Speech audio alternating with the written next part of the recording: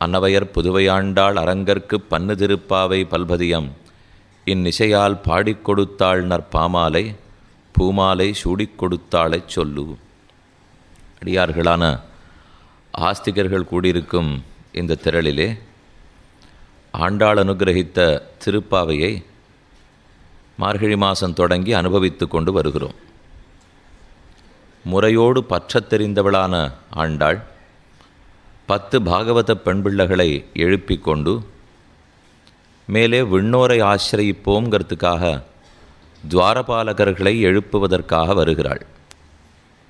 அவர்கள் கண்ணனுடைய திருமாளிகை வாசலை காத்திருக்கும் அவர்கள் திருவடிகளிலே வணங்கி பிரார்த்தித்து அவன் திருமாளிகை கதவை திறந்துவிட்ட விற்பாடு உள்ளுக்குள்ளே புகுகிறார்கள்.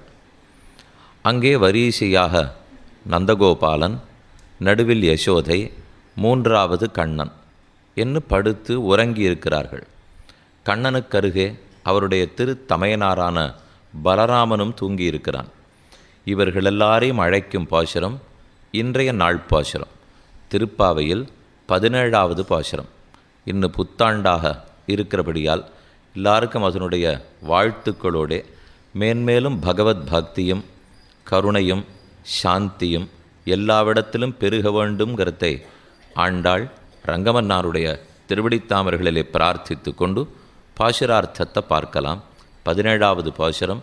அம்பரமே தண்ணீரே சோரே அறம் செய்யும் எம்பெருமான் நந்தகோபாலா எழுந்திராய் கொம்பனார்க்கெல்லாம் கொழுந்தே குலவிளக்கே எம்பெருமாட்டி அசோதாய் அறிவுராய் அம்பரமூடரு தோங்கி உலகளந்த உம்பர்கோமானே உறங்காதெழுந்திராய் செம்பற்கடலடிச் செல்வா பலதேவா உம்பியும் நீயும் உறங்கேல் ஓர் எம்பாவாய்.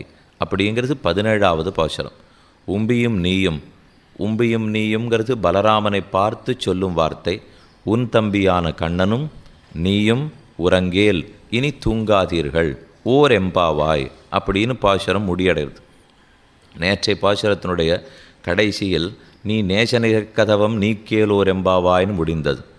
இன்றைய பாசுரத்திலே உம்பியும் நீயும் உறங்கேலோர் எம்பாவாயின்னு முடியறது.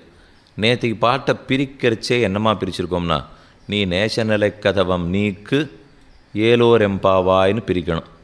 அதே போல் நினச்சிட்டு இன்றைக்கி பாட்டை பிரிக்கிறச்சே உம்பியும் நீயும் உறங்கு ஏலோர் எம்பாவாயின்னு பிரிக்கக்கூடாது.